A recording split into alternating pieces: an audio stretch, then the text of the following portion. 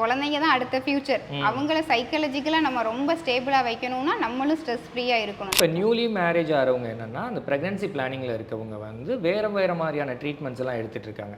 ஆனால் அவங்களுக்கும் வந்து எக்ஸசைஸ் ரொம்ப இம்பார்ட்டன்ட் அப்படின்னு சொல்றீங்க. ஸோ அந்த ப்ரீ பிளானிங்கில் இருக்கவங்களுக்கு வந்து என்னென்ன மாதிரி மேம் எக்ஸசைஸ் பண்ணலாம்? சார் இப்போ பிரெக்னன்சி பிளான் பண்ணுறாங்க அப்படின்னா ஃபஸ்ட்டு நம்ம கொஞ்சம் அப்டாமன் ஏரியாவை ஃபேட் ஃப்ரீயாக பார்த்துக்கிறது நல்லது சார். அவங்களோட ஃபுட்டும் ரொம்ப ஹெல்த்தியாக இருக்கணும். அது போக கொஞ்சம் ஸ்ட்ரெஸ் ஃப்ரீயாக இருக்கணும். அதுதான் ரொம்ப முக்கியம். ஏன்னா குழந்தைங்க தான் அடுத்த ஃபியூச்சர். அவங்கள சைக்காலஜிக்கலாக நம்ம ரொம்ப ஸ்டேபிளாக வைக்கணும்னா நம்மளும் ஸ்ட்ரெஸ் ஃப்ரீயாக இருக்கணும். நம்ம எடுத்துக்கிற ஸ்ட்ரெஸ்ஸும் அவங்கள கண்டிப்பாக அஃபெக்ட் பண்ணும். ஸோ நீங்கள் மனசளவுலையும் ஃபஸ்ட்டு ரெடி ஆகிக்கணும். ஒன்றும் இல்லை, நம்ம இதெல்லாம் பண்ண போகிறோம் அப்படின்னு நீங்கள் ஸ்ட்ரெஸ் எல்லாத்தையும் ஓவர் கம் பண்ணுற அளவுக்கு கான்ஃபிடென்ட் வரணும்.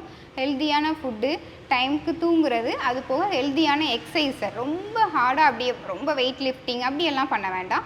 ஜென்ரலாக பண்ணக்கூடிய ஃபிட்னஸ் எக்ஸசைஸ் இருக்குது. Plus pelvic floor strengthening, core strengthening, இதெல்லாமே ஒரு நாளைக்கு ஒரு 40 மினிட்ஸ் அவங்களுக்காக ஸ்பெண்ட் பண்ணி எக்ஸசைஸ் பண்ணால் இன்னும் ஹெல்த்தியாக இருக்கும் சார்.